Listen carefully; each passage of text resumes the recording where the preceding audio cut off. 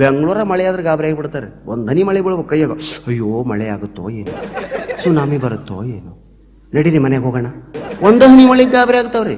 ಸ್ವಲ್ಪ ಗದ್ದಲಾದ್ರೆ ಸಾಕ್ರಿ ಮೆಜೆಸ್ಟಿಕ್ನಾಗ, ಅಯ್ಯೋ ಗಲಾಟೆ ಆಗುತ್ತೋ ಏನೋ, ದೊಂಬಿ ಆಗುತ್ತೋ ಏನೋ ಅಲ್ವಾ, ಮಚ್ಚು ಲಾಂಗು ಹಾರಾಡುತ್ತೆ ಅಲ್ವಾ, ನಡೀರಿ ಮನೆಗೆ ಹೋಗೋಣ. ಸ್ಕೂಟರ್ ಮ್ಯಾಗ ಬಂದಿರ್ತಾವ್ರಿ, ಆಟೋದಕ್ಕೆ ಮನೆಗೆ ಹೋಗ್ಬಿಡ್ತಾವೆ.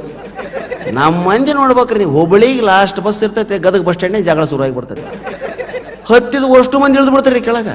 ಅವ ಕಂಡ್ರೆ ಲಾಸ್ಟ್ ಬಸ್ ಇದು ಹುಬ್ಬಳ್ಳಿಗೆ ಇಳಿಬೇಡ್ರಿ, ಉತ್ಸಾಹ ಟೆಂಪೋ ಟಾಮ್ ಟಾಮನಾಗ ಬರ್ತೀವಿ, ಜಗಳ ಸಿಗ್ತೈತೆನ. ಓಸು 60 ಸೀಟ್ ಇಳಿದು ಬಿಡ್ತಾವ್ರಿ ಕೆಳಗೆ. ಇಬ್ಬರ ಜಗಳ ಆಡ್ತಿರ್ತಾರ, ಬಿಡ್ಸಾಕ್ ಹೋದ್ರ 300 ಮಂದಿ ಆಗಿಬಿಡ್ತಾರ್ರಿ. ಯಾರು ಅಸಲು ಜಗಳ ಆಕತ್ರಿ ಅವ್ರಿಬ್ಬರ ಮನೆಗೆ ಹೋಗ್ಬಿಡ್ತಾರಿ. ಸುತ್ತಮುತ್ತ ಅವ ಕಚ್ಚ ಯಾಕಂದಿರಿ, ಅವ್ನಿಗೆ ಯಾಕೆ ಹಂಗಂದಿಲ್ಲ, ನಿನಗೇನು ಗಂಟು ಹೋಗೈತಿಲ್ಲ. ನೋಡಾಕ್ ಹೋದವ್ನು ಒದ್ದು ಬಿಟ್ಟಾರಿ ಎಷ್ಟೋ ಸಲ. ಒದ್ದು ಅಂಗಿ ಬನಿ ಹರ್ಕೊಂಡು ಯಾಕೆ ಹೋದ್ರಿ, ಬಗ್ಗೆ ನೋಡಿಂದಪ್ಪ ಒದ್ದು ಬಿಟ್ರ. ಯಾರಿಗೆ ಒದ್ವಿ ಅಂತ ಅವ್ರಿಗೆ ಗೊತ್ತಿಲ್ಲ, ಯಾಕೆ ಒದಿಸ್ಕೊಂಡೆ ಅಂತ ನಿಮಗೆ ಗೊತ್ತಿಲ್ಲ.